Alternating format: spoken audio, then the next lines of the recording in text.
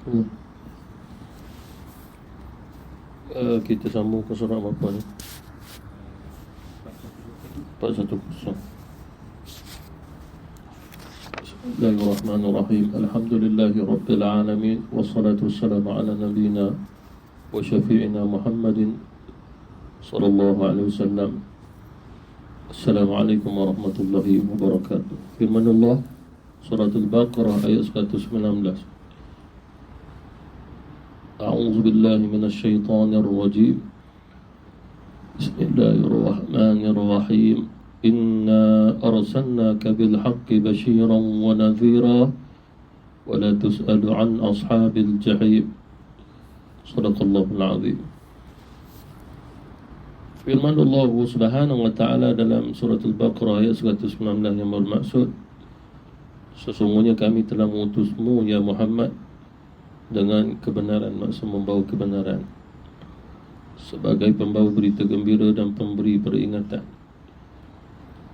Dan kamu tidak akan diminta pertanggungjawaban tentang penghuni-penghuni neraka, maknanya orang yang menolak seruan yang dibawa oleh Rasulullah SAW setelah Allah Subhanahu wa taala mengutus baginda Nabi untuk menyampaikan risalah ataupun wahyu yang telah diperintah oleh Allah untuk sampaikan kepada umatnya. Dari sudut akidatul Islam, ayat ini menunjukkan pada dalil bahawasanya salah satu daripada sifat wajib bagi seorang Rasul adalah tabligh, itulah menyampaikan. Dan mustahil bagi seorang Rasul itu kitman, maksudnya menyembunyikan dengan apa yang diperintah oleh Allah Subhanahu wa taala. Itu sifat mustahil bagi Rasul. Manakala sifat yang harus bagi seorang Rasul adalah seperti mana makan minum, dia tidur, dia berjalan. Akan tetapi yang perlu kita ketahui di sudut akidatul Islam, salah satu yang diperintah oleh Allah Subhanahu wa taala kepada Rasul dalam dakwahnya adalah yang pertama memberi kabar berita gembira kepada orang-orang yang beriman, dan yang kedua ancaman bagi mereka yang kufur, yakni lawan kepada keimanan itu adalah kekufuran. Seperti mana juga firman Allah Subhanahu wa taala, fa innama 'alaikal balaghu 'alaina al-hisab. Sesungguhnya tugasmu hanyalah menyampaikan. Ini adalah sifat wajib tadi, itulah tabligh, dan kamilah yang menghisab mereka. Maknanya Rasulullah SAW diutus oleh Allah hanya sekadar menyampaikan. Sama ada mereka mahu menerima ataupun tidak, itu bukan kewajipan Rasulullah SAW. Wajib bagi Rasul menyampaikan, akan tetapi di kalangan umatnya ataupun di kalangan kaumnya, sama ada mahu menerima ataupun tidak, maka kembali kepada mereka. Dan Rasulullah SAW tidak akan ditanya mengapa mereka menolaknya, mengapa mereka tidak menerimanya akan iman. Dan hendaklah kita ketahui bahawasanya seorang Nabi, seorang Rasul, apabila dia dakwah, itu adalah untuk menyempurnakan sifat insaniyah, sifat pada kemanusiaan, yang mana Allah Subhanahu wa taala memberi manusia untuk berbicara sebagai wasilah dalam mengenal Allah Subhanahu wa taala. Seperti mana yang telah difirmankan oleh Allah Subhanahu wa taala, khalaqal insan 'allamahul bayan. Allah Subhanahu wa taala itu Ar-Rahman, dia telah menciptakan manusia dan mengajar manusia untuk berbicara. Kalimah khalaqal insan, di situ al-insan ada alif lam, menunjukkan Allah Subhanahu wa taala bukan sekadar menciptakan manusia, tapi Allah Subhanahu wa taala juga menciptakan sifat pada manusia. Ada sifat yang baik, ada juga sifat yang buruk. Begitu juga khalaqal insan, al-insan juga dimaksudkan Allah Subhanahu wa taala juga bukan sekadar menciptakan manusia, tapi dia juga menciptakan perbuatan yang dilakukan oleh manusia. Khalaqal insan pada alif lam itu juga menunjukkan bukan sekadar Allah Subhanahu wa taala menciptakan manusia dan perbuatan manusia, Tetapi Allah Subhanahu Wa Taala juga yang menciptakan apa yang ada pada akal manusia, apa yang ada pada hati dan jiwa manusia, semua termasuk ciptaan Allah Subhanahu Wa Taala. Seperti mana juga yang telah difirmankan oleh Allah, wallahu khalaqakum wa ma ta'malun. Allah Subhanahu Wa Taala yang telah menciptakan kamu, kembali balik pada al-insan, wa ma ta'malun, dan terhadap apa yang kamu lakukan juga termasuk apa yang dicipta oleh Allah. Maksudnya di sini apa saja yang dilakukan manusia, sama ada baik ataupun buruk, itu semua kembali sesuatu yang telah dicipta, diadakan oleh Allah Subhanahu Wa Taala terlebih dahulu sebelum manusia melakukannya. Seperti mana manusia itu bergerak, dia berjalan, dia diam, itu adalah satu perkara yang disebut sebagai mumkinat, yakni menunjukkan bahawasanya harus ada ataupun harus tiada. Harus ada itu seperti mana dia berjalan, harus tiada, kalau sekiranya berjalan maka mustahil dia dalam keadaan diam. Itu dia sudah akidatul Islam. Sekiranya seseorang itu dalam keadaan diam, maka menunjukkan mustahil baginya berjalan, kerana berjalan itu ta'rifnya dengan dua kakinya. Jadi maksudnya di sini semuanya ciptaan Allah Subhanahu Wa Taala. Termasuklah tangannya, dia mengambil, dia meletakkan sesuatu, itu semua termasuk ciptaan Allah. Termasuk dengan apa yang dibayangkan manusia, apa yang dilintaskan manusia pada akalnya, jiwanya, dalam hatinya, juga termasuk ciptaan Allah Subhanahu Wa Taala. Sehingga kita tidak boleh mengatakan ada sesuatu yang dibayangkan manusia yang tidak termasuk ciptaan Allah. Itu bertentangan dengan sudah akidah Ahlus Sunnah wal Jamaah. Bahkan salah satu sifat wajib pada Allah Subhanahu Wa Taala adalah qudrah, berkuasa menciptakan dan memberi kesan terhadap apa yang dicipta. Seperti mana Allah Subhanahu Wa Taala menyebut tentang ayat ini, kesan seorang Rasul hadir dalam dakwah, menyampaikan risalah, membacakan Quran kepada umatnya, tidak lain agar umatnya itu yang terdiri pada al-insan, manusia, mengetahui sesuatu yang datang daripada Allah Subhanahu Wa Taala. Mereka mendengarnya, mereka memerhatikannya, lalu sehinggalah mereka beriman di dalam hati mereka. Maka oleh kerana itu orang yang telah menerima dan beriman maka disebut sebagai basyiran. Basyiran ialah kabar gembira buat mereka dengan syurga Allah Subhanahu Wa Taala. Dan hendaklah kita ketahui dia sudah akidah juga. Basyiran ini bukan terhadap orang Islam, tetapi terhadap orang yang beriman. Terhadap orang yang beriman. Bagi orang kafir tidak ada keimanan. Oleh kerana itu kita tidak boleh menyatakan orang kafir juga beriman walaupun dia tidak mahu Islam. Itu juga bertentangan dengan sudah akidah Ahlus Sunnah wal Jamaah. Tetapi dalam Islam ada seseorang yang Islam tetapi belum tentu dia beriman. Ada juga yang beriman. Kalau yang beriman tentu dia Islam. Hanya saja dia sudah akidatul Islam juga mengajar kita. Ketentuan kita sama ada layak masuk syurga ataupun tidak bukan kerana Islam, tapi kerana iman. Dia sebagai Islam itu, kalau sekiranya seseorang mengucap dua kalimah syahadah, secara zahir dia Islam, tetapi dia belum beriman. Disebabkan apa? Iman itu kembali balik dia mengetahui sifat yang ada pada Allah Subhanahu Wa Taala, termasuklah pada perbuatan Allah Subhanahu Wa Taala. Secara ijmali, secara ringkasnya mengetahui dan wajib mengetahui, dan hukumnya fardu ain mengetahui apa yang wajib pada Allah atas sifatnya, apa yang harus atas Allah pada sifatnya, apa juga yang mustahil harus pada Allah Subhanahu Wa Taala. Seperti mana contoh ambil sifat pada qudrah Allah, maha berkuasanya Allah Subhanahu Wa Taala dalam menciptakan, menghidupkan dan mematikan. Lalu apabila Allah Subhanahu Wa Taala menyatakan dia berkuasa untuk menciptakan, menghidupkan, mematikan, maka mustahil baginya Allah wujud kelemahan ataupun boleh dikalahkan ataupun boleh dilemahkan. Di sudah akidahul Islam dia disebut mustahil Allah bersifat dengan sifat ajizan, maksudnya dengan sifat yang lemah. Qudrah, berkuasa. Seperti mana firman Allah, nahnu qaddarna bainakumul mauta wa ma nahnu bimasbuqin. Kami yang telah menentukan buat kamu akan kematian, dan kami, maksudnya Allah Subhanahu wa taala, sekali-kali tidak lemah dan tidak boleh dikalahkan. Seperti mana sifat Allah Subhanahu wa taala Al-Qawi, sifat Allah Subhanahu wa taala Al-Matin, yang maha kuat, yang maha kukuh. Maknanya rancangan Allah Subhanahu wa taala tidak boleh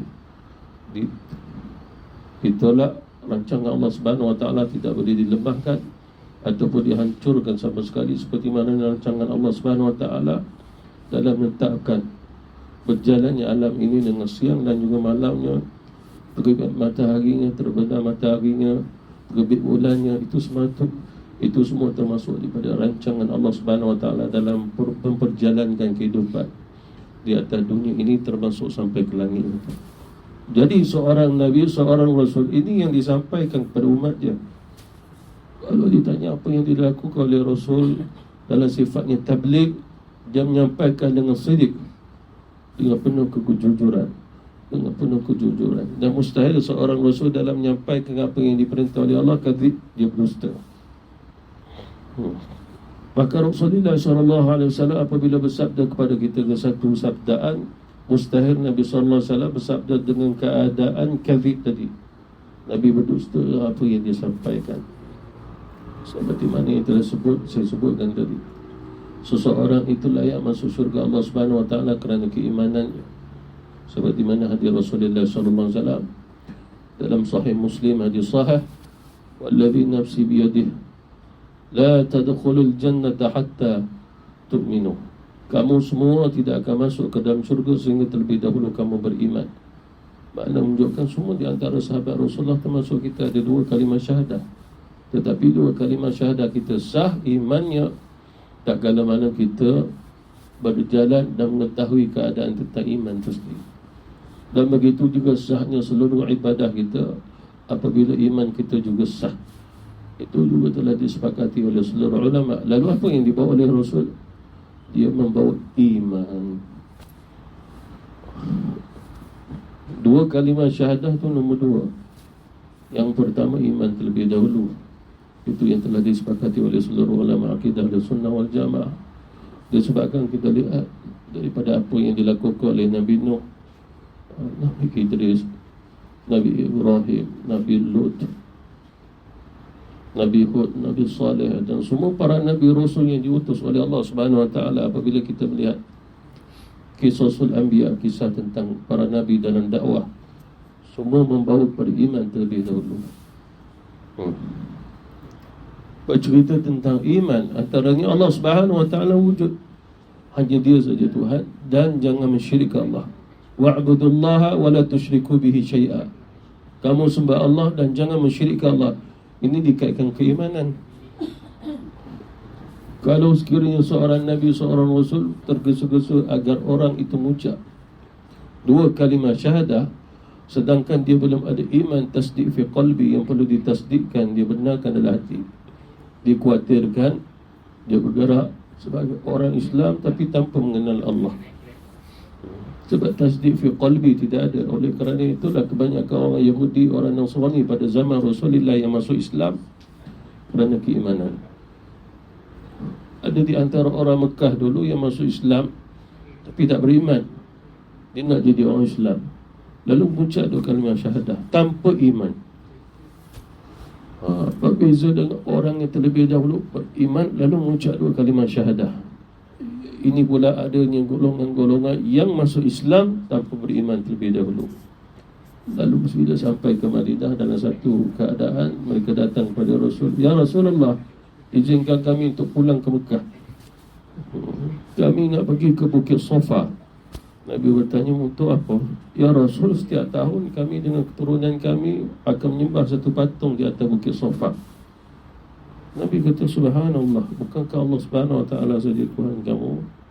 Itu satu perbuatan syirik. Mana menunjukkan mereka dua kalimah syahadah dah mereka sebut, tapi iman tasdik fi qalbi tak ada. Oleh kerana itu muktamad sudah akidah dari sunnah wal jamaah, seseorang yang masuk Islam hanya semata-mata dua kalimah syahadah tidak dikatakan beriman, boleh dikatakan Islam. Seperti mana juga turun ayat Quran di antara orang Arab Badui, qalat al-Arabi, orang Badui itu datang pada Rasul, datang pada sahabat. Qalu aslamna, mereka mengatakan kami semua, qalu amanna, kami telah beriman, kami beriman. Lalu Allah Subhanahu wa taala turunkan ayat, qul, katakanlah olehmu ya Muhammad, bagi tahu kepada orang Arab yang mengatakan kami beriman, agar mereka berkata aslamna, kami baru Islam, maknanya belum lagi iman. Jadi dalam ayat ini adalah berkaitan keimanan. Sekiranya orang yang bukan Islam dengar ayat ini, maka dia perlu membenarkan dakwah Rasulullah, membenarkan Nabi Muhammad sebagai utusan yang diutus oleh Allah. Seperti mana mereka telah beriman kepada Allah, hanya Allah Subhanahu wa taala saja Tuhan mereka. Barulah mereka mengucap dua kalimah syahadah, di situ dah iman. Tapi kalau sekiranya mereka mengucap dua kalimah syahadah, lalu kita yang mengajar satu persatu untuk mereka menyebutnya, terjemahan pun kita satu persatu mengajar mereka, tapi mereka tak mengenal siapa sebenarnya Allah dan siapanya Muhammad Rasulullah yang dalam syahadah yang mereka baca, maka mereka belum beriman. Maka wajib bagi mereka belajar tentang ilmu tentang iman. Itulah telah disepakati oleh ulama akidah Ahlus Sunnah wal Jamaah, sehingga kata ulama, wa asyhadu anna Muhammadar Rasulullah, sahnya iman seseorang Muhammad Rasulullah. Itu telah disepakati oleh ulama akidah Ahlus Sunnah wal Jamaah. Lalu kita perhatikan dalam ayat ini, bil haqqi. Kalimah bil haqqi tidak lain, semuanya akan kembali dinisbahkan kepada Allah Subhanahu wa taala.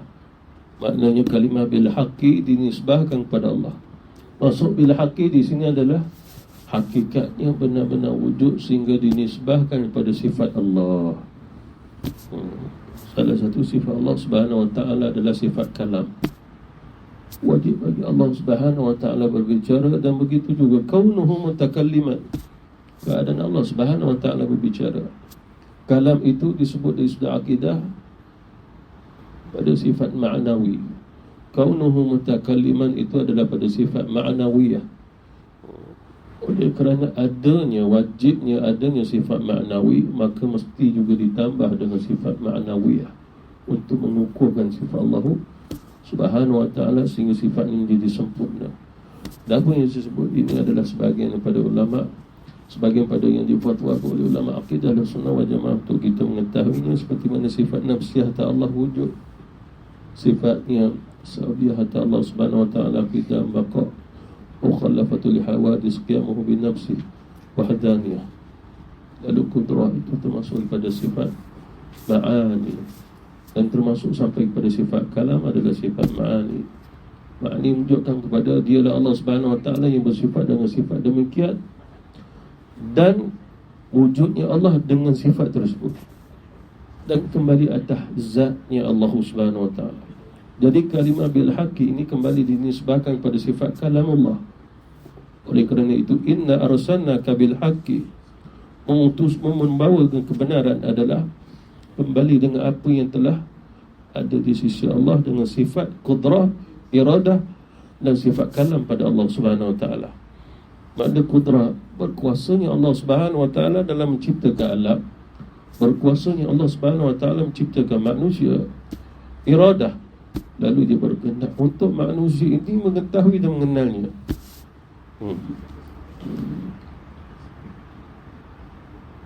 Lalu Allah Subhanahu wa ta'ala berkalam, makna berbicara. Hanya sifat perbicaraan Allah Subhanahu wa ta'ala bukan dengan lidah, bukan dengan bahasa, bukan dengan suara, bukan dengan kalimah, bukan juga dengan huruf. Itu bukan pada sifat kalam. Tapi sifat kalam itu adalah Allah Subhanahu wa ta'ala berkata-kata. Pada sifat kaunuhu mutakalliman, Allah Subhanahu wa ta'ala berbicara bukan dengan anggota, seperti mana manusia berbicara dengan lidahnya, maka Allah Subhanahu wa ta'ala berbicara dengan sifat kalamnya. Dan kita tidak perlu menggambarkan, membayangkan, hanya beriman sifat yang ada pada Allah Subhanahu wa ta'ala, antaranya dia berbicara dan berkata-kata. Jadi kembali balik pada bil haqqi di sini adalah Al-Quran. Lalu Rasulullah SAW Apabila Nabi berdakwah dengan Al-Quran, maka dinisbahkan Al-Quran itu salah satu sifat kalam Allah Subhanahu wa ta'ala, maka dia perlu menjadi Al-Haq. Maknanya Quran Al-Haq daripada Allah Al-Haq. Maka oleh kerana itulah kalimah ini mesti adanya Al-Haq. Dan Al-Haq tidak boleh dinafikan, ditolak. Jangan sampai syak, ragu-ragu. Zon ni macam kita masih ragu-ragu jugalah, tapi dia agak tebal lagi keraguan. Dan jangan sampai waham. Waham ni mengganggu kita sehingga menghilangkan keyakinan seluruhnya. Jangan sampai kita tidak yakin dengan Quran, kita tidak yakin dengan Nabi Muhammad, tidak yakin dengan dakwahnya, apa yang disampaikannya, wahyu ar-risalah. Jangan sampai kita menolak dan tidak ada keyakinan terhadap apa yang disampaikan oleh baginda Rasulullah sallallahu alaihi wasallam itu. Seperti mana firman Allah Subhanahu wa ta'ala, fa rabbis samai wal ardi innahu lahaqqu bislama annakum tantiqun.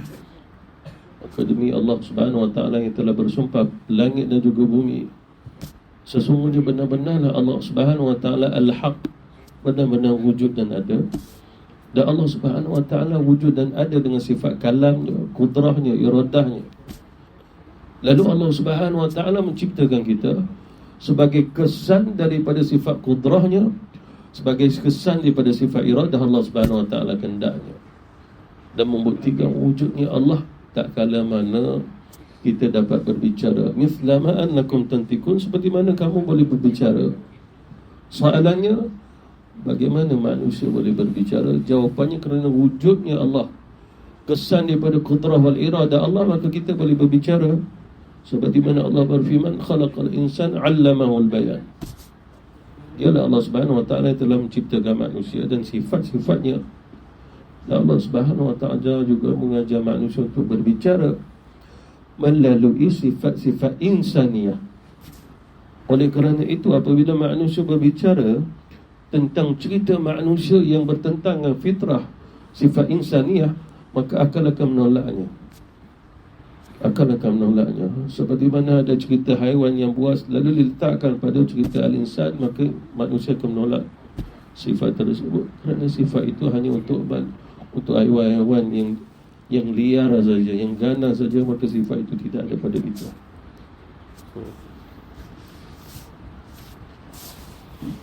Seperti mana juga firman Allah Subhanahu wa ta'ala, fadhakkir innama anta mudhakkir lasta alaihim bimusaitir, juga dibaca bimusaitir, huruf sad dan juga sin. Maka berilah peringatan, kerana sesungguhnya kamu termasuk orang yang memberi peringatan. Maka oleh kerana itulah dalil menunjukkan wajib bagi seorang Nabi, seorang Rasul memberi peringatan kepada umatnya seluruhnya, tanpa melihat apakah bangsa mereka. Kamu bukanlah orang yang berkuasa atas mereka. Lasta alaihim bimusaitir, maknanya untuk menghukum mereka sama ada mereka menerima atau juga menolaknya. Itu seperti mana juga sifat, seperti mana juga firman Allah Subhanahu wa ta'ala, nahnu a'lamu bima yaqulun wa ma anta alaihim bijabbar fadzakkir bil qur'ani man yakhafu wa'id. Kami lebih mengetahui tentang apa yang mereka katakan, dan kamu sekali-kali bukanlah orang pemaksa terhadap mereka. Maka berilah peringatan dengan Al-Quran. Itu yang kembali balik, inna arsalnaka bil haqqi. Al-haqqi adalah peringatan dengan Al-Quran. Orang yang takut pada ancamanku, yakni daripada Allah Subhanahu wa ta'ala. Maka daripada ayat ini menunjukkan bahawasanya Rasulullah SAW hanya sekadar menyampaikan Nabi, bukannya seorang yang datang lalu memaksa mereka untuk Islam dan beriman. Dia kaedah dia begini, apabila Rasulullah datang, Rasulullah menyampaikan tentang iman. Apabila mereka tersedar, iman masuk dalam hati mereka, pasti mereka akan mengucap 2 kalimat syahadah, pasti mereka akan masuk Islam. Seperti mana kisah yang masyhur yang Allah Subhanahu wa ta'ala sebut dalam ayat Quran, wa idza sami'u ma unzila ila rasuli tara a'yunahum tafidu minad dam'i mimma arafu minal haqqi yaquluna rabbana amanna faqtubna ma'asyahidin. Ja'far bin Abi Talib dakwah sampai ke Habsyah. Nabi suruh pergi sana. Nabi hijrah ke Madinah. Mereka hijrah dulu pergi ke Habsyah, tujuan dakwah ke sana. Ketuanya nama Najasyi, seorang Nasrani dan pengikut-pengikut di Habsyi ataupun di Habsyah sana, hari ini Ethiopia. Lalu pada awalnya mereka ditolak kerana ada orang musyrikin memfitnah bahawasanya orang Islam ni melakukan kejahatan sehingga mereka perlu dihalau daripada Mekah. Padahal memang mereka dihalau kerana keimanan, bukan kerana kejahatan. Lalu bangunlah Ja'far dan dakwah kepada Najasyi dan rahib dia, ulama-ulama Nasrani. Lalu Sayyidina Ja'far membacalah beberapa ayat daripada suratul Maryam, sehingga dalam Quran Allah Subhanahu wa taala menceritakan, wa idza sami'u ma unzila ila rasuli tara a'yunahum tafidu minad dam'i mimma 'arafu minal haqq. Ini cerita orang Nasrani, dia dengar Quran yang dibaca oleh Sayyidina Ja'far. Allah Subhanahu wa taala sebut apabila mereka mendengar apa yang diturunkan kepada Rasul Nabi Muhammad sallallahu alaihi wasallam. Ini dari iman. Sebab dalam kitab Injil menyatakan ada nabi terakhir nama Nabi Ahmad. Dalam Injil sebut Ahmad, maksud Nabi Muhammad, dan diturunkan Quran kepada dia. Mereka telah mengetahuinya kerana mereka membaca kitab tersebut. Lalu apabila saja mereka mendengar bacaannya Sayyidina Ja'far, maka mereka kaitkan dengan apa yang mereka baca, sehingga menyebabkan bahawasanya air mata mereka pun mengalir deras, sehingga membasahi janggut dan juga kitab yang mereka pegang. Itu dalam tafsir. Disebabkan apa? Mimma arafu minal haqq. Jadi Allah Subhanahu wa taala menisbahkan al-haq tadi. Quran, Injil, Taurat, iman itu al-haq. Yaqulu rabbana amanna faqtubna ma'asyahidin. Lalu kita lihat dalam ayat ni, Allah yang mengatakan mereka telah beriman, belum masuk Islam. Mereka mengatakan, ya Allah, kami telah beriman, maka jadikan kami, tetapkan kami bersama orang-orang yang saleh.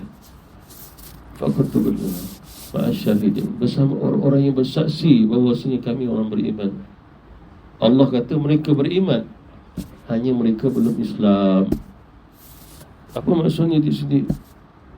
Maksudnya adalah apabila iman telah sampai kepada mereka, walaupun belum mengucap dua kalimah syahadah, kerana iman, maka pasti mereka masuk Islam. Itu keadaannya. Tetapi apabila Rasulullah sampai ke iman, mereka menolak hal ihwal iman, ya inilah tak akan masuk Islam. Oleh kerana itu dakwah, dia bukan menyampaikan dakwah tentang Islam, Islam buat apa. Yang pertama adalah iman itu boleh buat apa dulu dalam hati dia. Sebab dakwah dalam Islam bukan zahir yang pertama. Yang pertama adalah hati. Kalau dia masuk Islam, hati dia belum berubah, dia belum lagi Islam pada hakikat. Dia Islam pada zahir saja. Bagaimana tidak dikatakan dia Islam yang secara hakikat, dia Islam yang beriman? Sebab dalam hatinya belum yakin tentang Allah, belum yakin terhadap Nabi Muhammad, tidak yakin lagi dengan Quran. Itu yang menyebabkan ada orang yang mengaku Islam, tapi Islamnya nama, perbuatan pada iman tidak ada, disebabkan mereka meninggalkan keimanan, sehingga mereka mengingkari, sebahagian mereka meragui tentang hal ehwal iman. Oleh kerana itu mereka belum Islam dan mereka tidak pernah beriman, maka kata ulama akidah ahli sunnah wal jamaah, di akhirat mereka tak akan masuk syurga Allah, walaupun nama Islam, keturunan Islam. Kerana keimanan itu yang menentukan seorang itu masuk syurga Allah Subhanahu wa taala. Lalu Allah Subhanahu wa taala menyebut dalam Quran, mimma arafu minal haq. Al-haq itu dah benar, tidak boleh diragui. Pada ta'rifnya, al-haq adalah sesuatu yang perlu diterima dan jangan ditolak lagi. Seperti mana Allah Subhanahu wa taala al-haq, wujudnya Allah diterima saja, jangan ditolak. Kalau kamu menolaknya kewujudan Allah, maka soalannya, kamu siapa? Ada kan? Siapa cipta kamu? Kalau kamu baca Quran pada asalnya kamu tak tahu, kamu akan jumpa Allah, jumpa ayat Wallahu khalaqakum. Allah menciptakan kamu. Apabila kamu mengakuinya, maka di situ ada iman. Tapi kamu perlu mengucap dua kalimah syahadah. Oleh kerana itulah cerita orang yang masuk Islam ni, kebanyakan orang barat, bukan mereka masuk Islam kerana Islam, mereka masuk Islam kerana iman terlebih dahulu. Dia percaya tentang Firaun, dia percaya tentang kejadian langit dan juga bumi. Itu semua hal iman, bukan cerita Islam. Islam tu nampak solat, nampak puasa. Dia tidak nampak tu, dia nampak iman dulu. Itu pasal orang apabila nampak iman, pasti dia akan masuk Islam. Sebab iman tu tasdiq fi qalbi, dia membenarkan pada hati dia.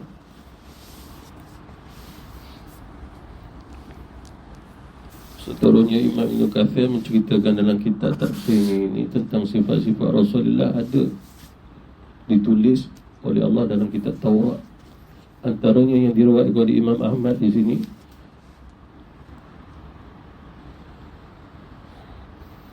Atha bin Yasar, dia berkata, aku pernah bertemu dengan Abdullah bin Amr bin Al-As. Ini salah seorang daripada sahabat Rasulullah sallallahu alaihi wasallam, yang mana anak dan bapa keduanya sahabat Nabi radhiyallahu anhuma.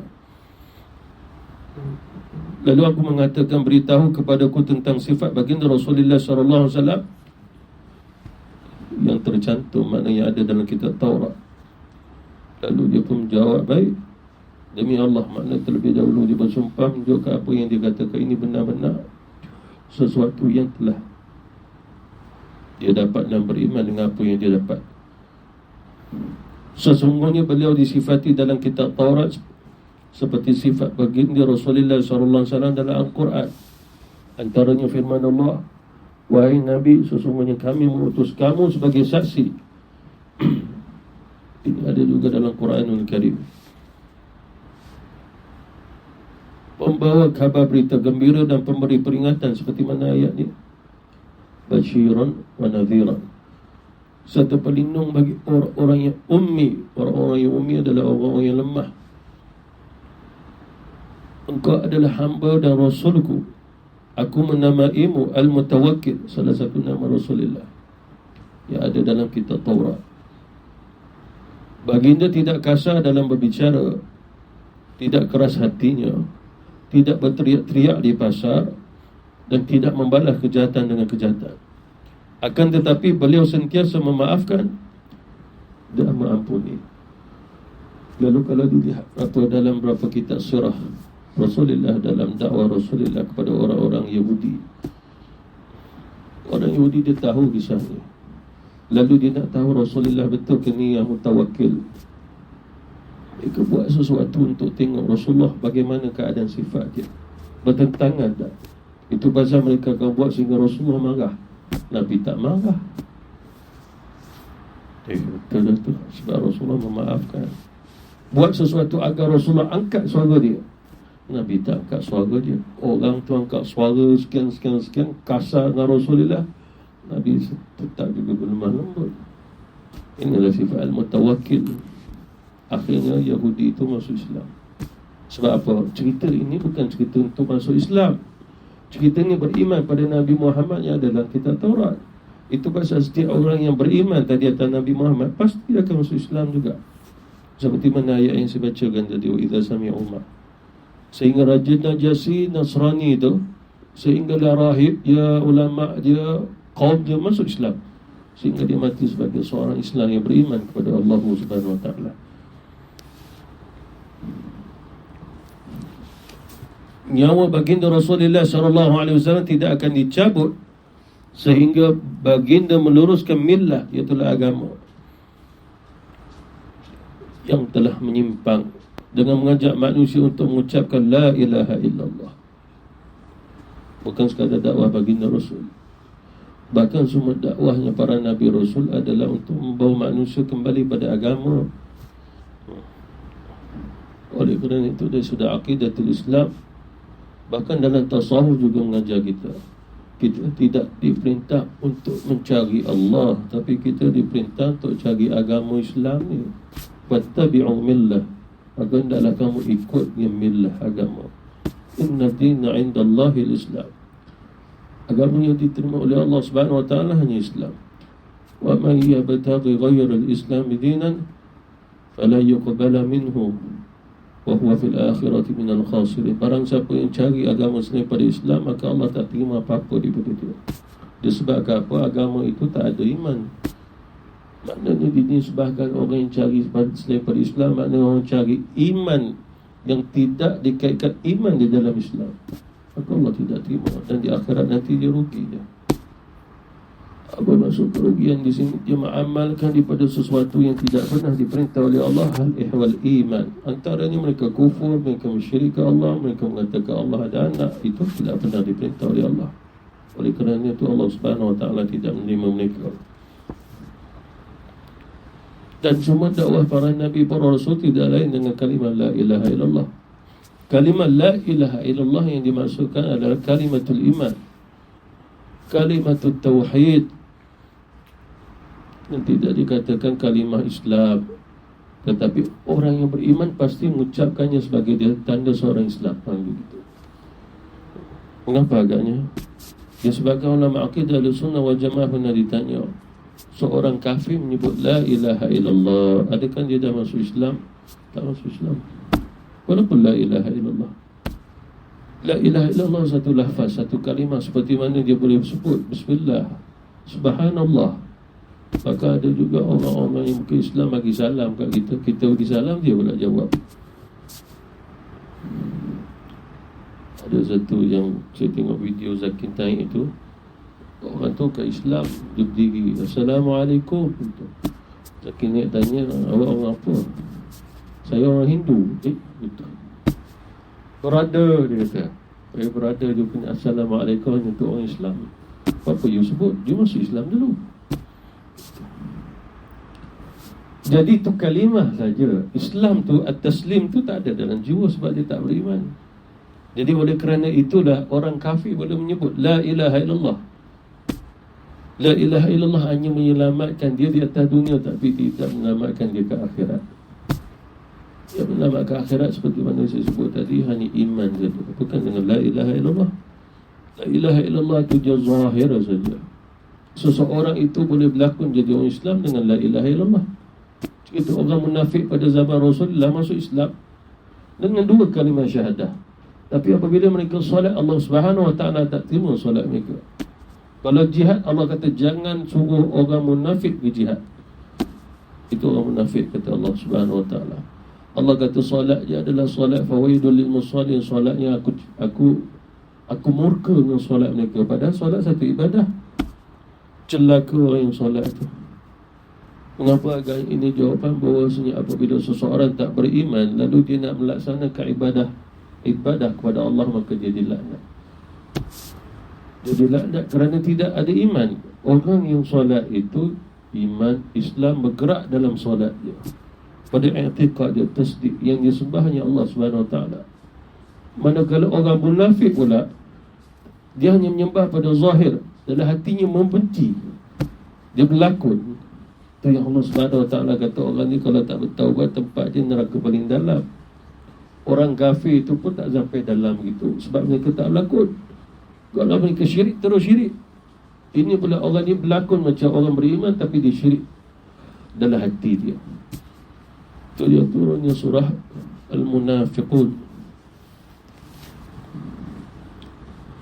Maka dengannya terbukalah seluruh mata yang buta, telinga-telinga yang tuli, dan hati-hati yang tertutup daripada kebenaran, seperti mana yang telah dijelaskan dalam kitab Sahih Al-Bukhari. Wallahu ta'ala alam. Ada menunjukkan bahawasanya benar Rasulullah ada yang telah disebut oleh Allah dalam kitab Taurat. Tidak lain agar mereka memulai dengan beriman terlebih dahulu.